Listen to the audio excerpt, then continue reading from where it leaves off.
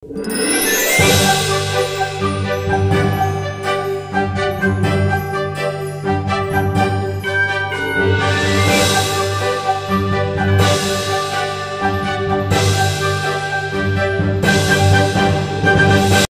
guys, welcome back to my channel. This is your friendly neighbor Anlayaw.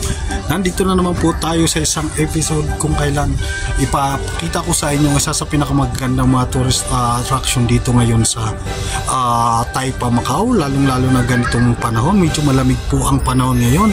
So nandito po tayo sa may flower garden kung saan ito po ang isa sa mga attraction ngayon na makikita niyo po pagpapasyal kayo dito sa Taypa. Dito kung gaano po kaganda ang garden na mayroon dito. Isa to sa mga attraction na pwede nyo pong ma-enjoy o makita pagpapasyal po kayo dito. So malapit lang po to dito. Madali lang po makita pagpunta kayo dito sa Taypa. Lalo na doon sa mga papasyal dito guys. Huwag nyo pong kakalimutan pumunta dito sa area nito. Lalo na sa ganitong panahon, medyo malamig na po yung panahon. So napakaganda po dumala dito at pumasyal dito sa area ito.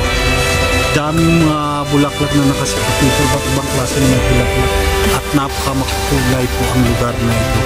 So,